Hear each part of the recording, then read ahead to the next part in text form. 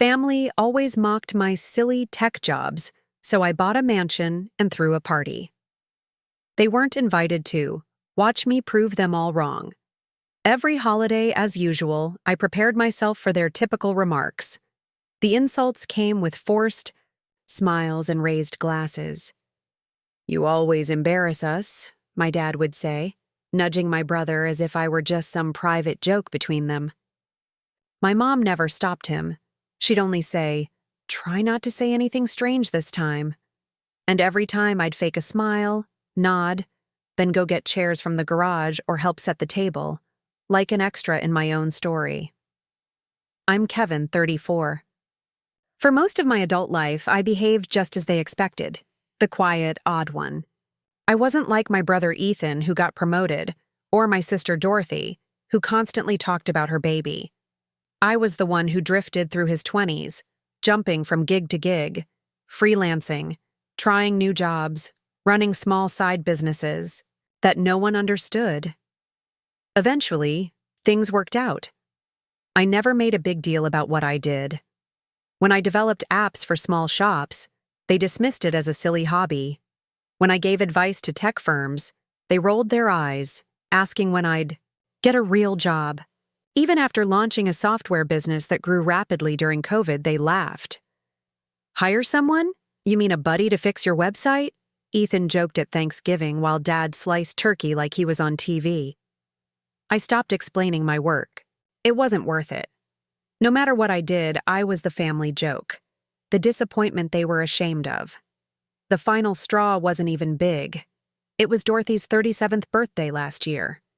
Mom booked a vineyard with fancy snacks, a live guitarist, and a slideshow of Dorothy's milestones, baby pictures, graduation, even her first tax return. During the speeches, Ethan raised his glass and said, "Here's to Dorothy, proof that being responsible pays off." Everyone laughed. Aunt Maria clapped. Then Mom added, "And cheers to Kevin for always keeping us guessing." More laughter. My hands shook as I held my wine. That night, I stayed to help clean up, not because they deserved it, but because the catering team looked tired.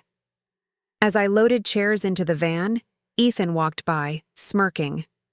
"Still the helper, huh?" he whispered, loud enough for me to hear, but soft enough to pretend he didn't mean it. I said nothing. Finished the job, drove home quietly. That quiet didn't mean I gave up. It meant I was planning. I had been saving quietly for years. Tech work can be unstable, but I was smart, cutting costs when needed, investing wisely, and setting things up to run smoothly. That spring, I bought a stunning modern house on a private gated hilltop. Huge windows, smart technology, a backyard that made real estate agents stop and stare. It was my dream home. My family didn't know. Not because I hid it, but because none of them ever asked. I signed the papers, moved in, and for the first time, I did something solely for me. I threw a housewarming party, a real celebration. I invited close friends, kind clients, and supportive coworkers. Not a single family member was invited. When someone tried to plan brunch that weekend, I just said I was busy. The party invite was private on Facebook, visible but exclusive by design. The night of the party was incredible. String lights sparkled over the patio. The food smelled amazing. Laughter filled every room. People who saw me as someone important, not background noise.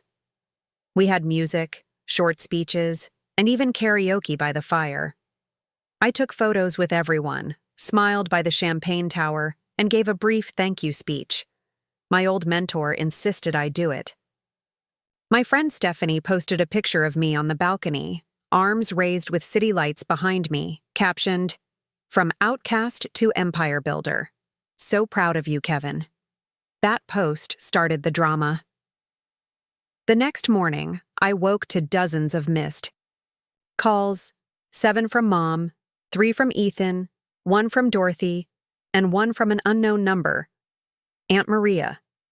My Facebook exploded with tags and pictures, stories, and a video of me cutting a ribbon in front of my house. I hadn't posted anything myself, but I didn't hide it either. Comments were mixed. Kevin, your house is gorgeous. When did this happen? You earned this. Congratulations. So happy for you. But hidden among the praise were sharp messages. Why weren't we invited? From my cousin Ashley. Dorothy wrote, Your family should have been there. This really hurts. Mom's comment was bitter. Some people forget who raised them. Ethan added, So the fake job? Worked after all. You could have told us. I didn't reply. Not to comments, voicemails, or Mom's long message accusing me of embarrassing the family and making them outsiders. The word embarrassed stuck with me. I stared at it, then deleted the message. But it didn't end. There. 2 days later, Ethan came to my gate, pressing the buzzer like we were close. I didn't open immediately. Standing in the kitchen with coffee, I watched him on the screen. He looked annoyed, impatient in his office clothes. Button up, shirt, expensive watch, with that familiar pre-lecture expression. He buzzed again. Kevin, he said, voice crackling. I'm not here to argue. Just open the gate. I stayed silent. On the third buzz, he pulled out his phone. My phone lit up. Kevin, open the gate. I'm staying until we talk. I waited, took a breath, and pressed the button. He drove up slowly, glancing around as if he couldn't believe what he was seeing. He parked, got out, and walked toward the door without knocking. I opened it first. So, this is real? He asked. I leaned on the doorframe. Yeah, why didn't you tell us? He rolled his eyes. Come on, we're family. You called my business a joke, treated me like I was just the guy who helps out every holiday. You made it clear I was the loser. He raised his hand. That's not fair. It is fair, I said firmly. You all did it. You thought the jokes were harmless, but they weren't. Year after year, it wore me down until I stopped sharing anything. For a moment, he seemed unsure, like he didn't know how to respond. He glanced inside. This place is amazing, he mumbled. Must have cost a lot. I said nothing. He was trying to figure out how well I'd done without them. I'm not here to argue, he said again. But Mom's really upset. So is Dorothy. You embarrassed them. I almost laughed. Embarrassed them? They've been calling me the embarrassment for 10 years. Now that I do something big and don't include them, I'm the bad guy? Ethan said nothing. He shifted uneasily. She cried when she saw the pictures, he said quietly. She also cried when I quit grad school, I replied. Said I'd never be anything. Maybe she just doesn't like surprises. He looked down, then back up. Look, I'm not saying we were perfect. You were mean. Dan, all of you. And none of you even realized it. There was silence. He cleared his throat. So what now? You're cutting us off and acting like we don't matter? I looked at him. The same brother who shoved me out of group photos, who said I was lucky to be invited at Christmas dinner. Now he was outside my house, waiting to be let in. I'm not pretending, I said calmly. I'm just deciding who stays in my world. His face tightened. So this is how you get back at us. This isn't revenge, I said softly. This is peace. He paused, then turned to leave. Just before getting in his car, he looked back. You're still angry, he said.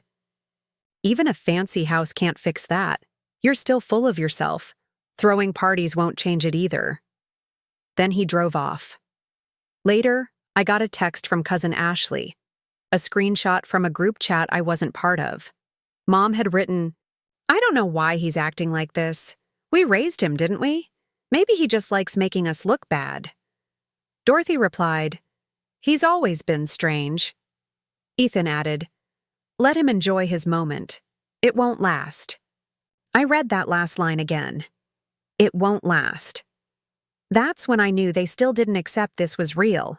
To them, what I built wasn't success, just luck. They couldn't admit I had done well because that would mean they judged me unfairly all along. So I decided not to argue or fight. I would keep moving forward, step by step, and make sure they saw it all. The next day, I agreed to be a guest on a major tech podcast. That week, I joined a professional agency to grow my consulting business.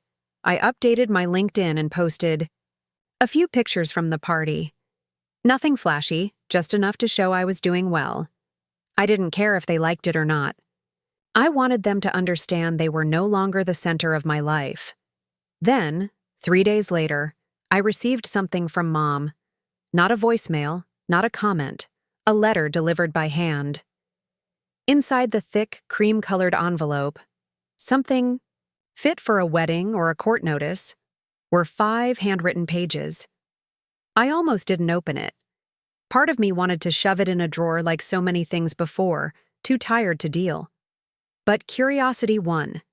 The pages were written neatly with heavy underlines beneath important words. Her familiar handwriting, unchanged since I was a kid. The first page had no greeting. It began simply, "I don't even know where to start."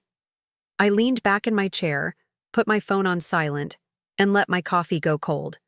She wrote about feeling hurt, confused, and surprised that I had moved into a beautiful house without telling the family. She said she saw the pictures on Facebook, along with the kind comments from strangers who acted like they were the ones who helped me succeed. She said it felt like I had erased her. By the second page, her tone started to change. "You always like to be dramatic, Kevin," she wrote. "Even as a kid, remember how you'd lock yourself in your room if someone teased you, even if it was just a joke? We're family. Families tease each other sometimes. It's how we keep each other humble." My chest tightened. This wasn't an apology. It was a rewrite of the story. She was trying to turn harsh moments into harmless jokes. She called years of cold treatment tough love. She turned pain into something playful. Each sentence carried the same hidden message. "You're the problem, Kevin. You're just too sensitive." The third page was full of excuses. How Ethan didn't really mean it when he said I'd fail. How Dorothy admired my independence. How Dad wasn't cruel, just stuck in the past and didn't understand newer jobs. She made sure to emphasize the word old-fashioned. By the fourth page, she started asking for things. "Let's move past all this. Why not have another family? Get together? This time everyone's open to it if you are." Then came the real reason for the letter. "Your cousin Ashley mentioned your business is doing well. That's amazing. Maybe we could meet sometime to talk about how we can support each other, financially or otherwise.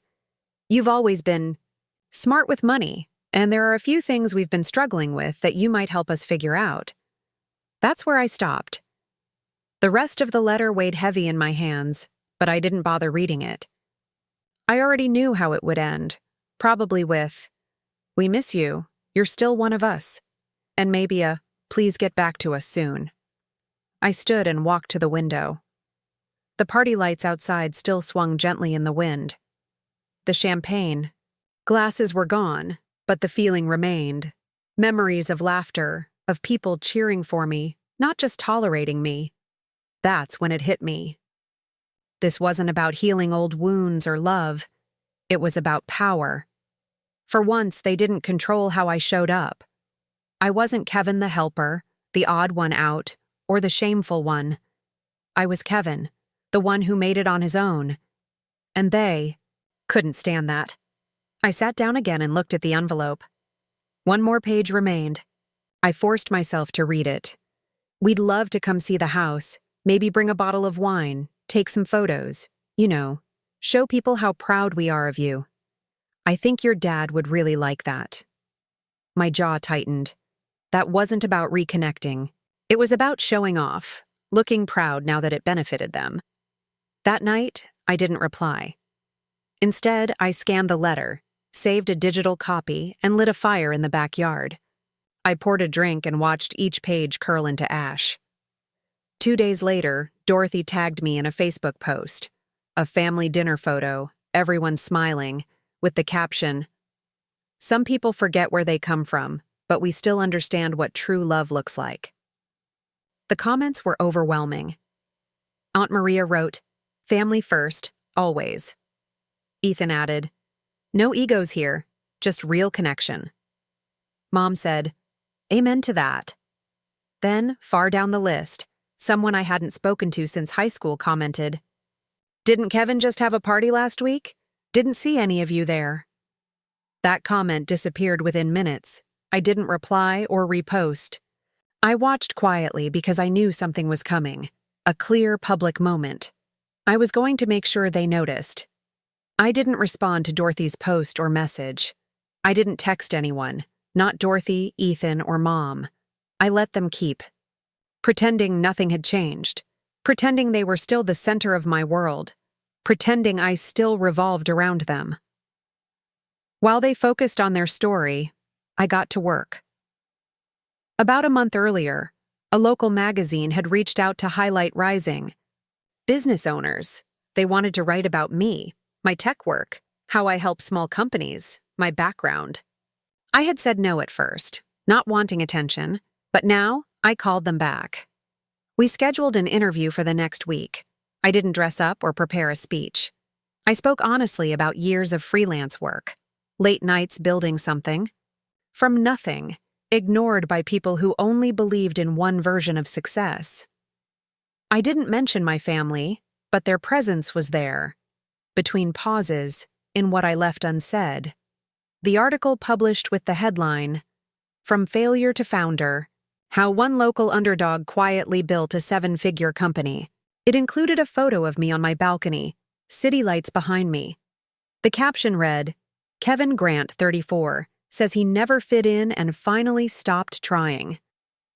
I posted the article on LinkedIn, tagged the magazine, and let it spread. The response was immediate.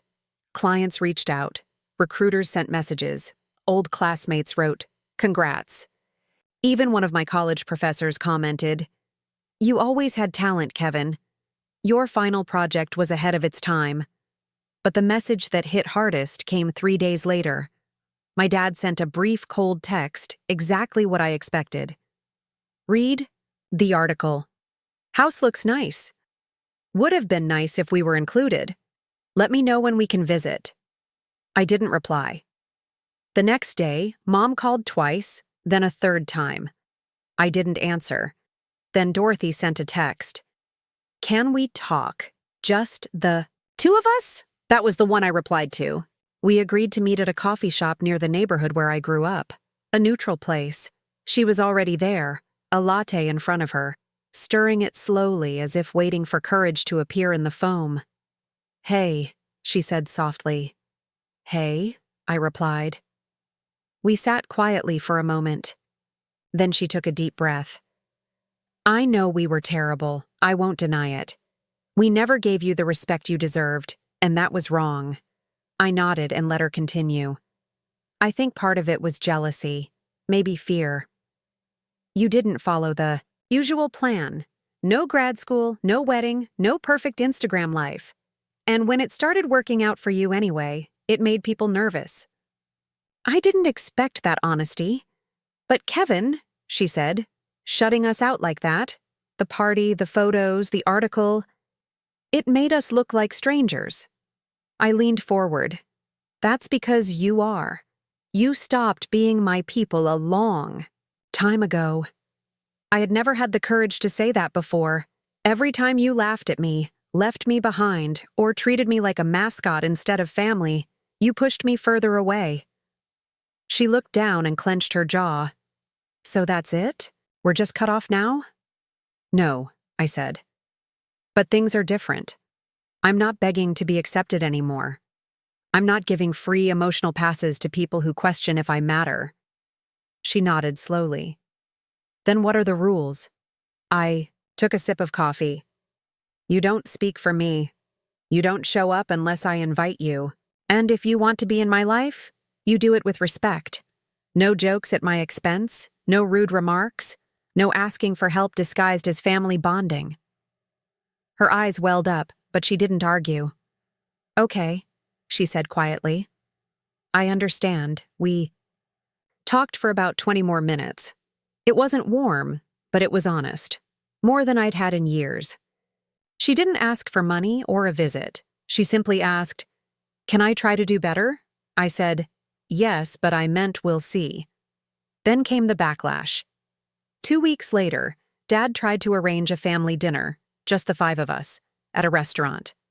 I declined calmly and firmly, saying I was too busy with work. It was true. I had accepted an invitation to speak at a tech event in Seattle and was preparing my presentation. The next day, Ethan left a voicemail. "You think you're better than us now just because you got lucky? You're still that weird loser. Money doesn't earn you respect, Kevin. All it buys are fences." He was right about one thing. In some ways, I was still the same. Quiet, thoughtful, a bit awkward. But I wasn't soft anymore. I didn't need their approval to live. That weekend, I held another gathering, not a big event, just a small dinner with close friends, a few mentors, and one special guest, Dorothy. She arrived with a bottle of wine and a nervous smile. I showed her around the house, watching her eyes grow wide in each room. She kept saying, "You really did all this. You actually made it happen." For the first time, I smiled without bitterness. "Yeah," I said. "I did." That night, Dorothy seemed different, calmer, more reflective.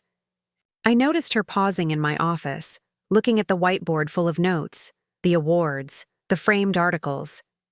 Later, while we put away dishes, she said, "You know, I think this is the first time I've ever seen you as the main character." I chuckled quietly. "That's because this is the first time I stopped waiting for permission." When she left, she hugged me. Not the stiff, awkward hug I was used to, but something softer, genuine. And when she walked out the door, I didn't feel drained as I usually did. I felt free. Later that night, I checked my email. 3 messages from Mom, 1 from Dad. I didn't open any of them. But there was also one from a podcast team inviting me to be a guest on an episode titled "The Power of Being Underestimated." I agreed. When the episode aired, I added a line that wasn't in the script, but had been inside me for a long time. Sometimes the strongest revenge is proving people wrong by building a life so full and complete that their opinions no longer matter, not because you erase them, but because you move beyond them. I didn't name anyone. I didn't need to. They heard it loud and clear. For the first time in my life, I didn't feel ashamed.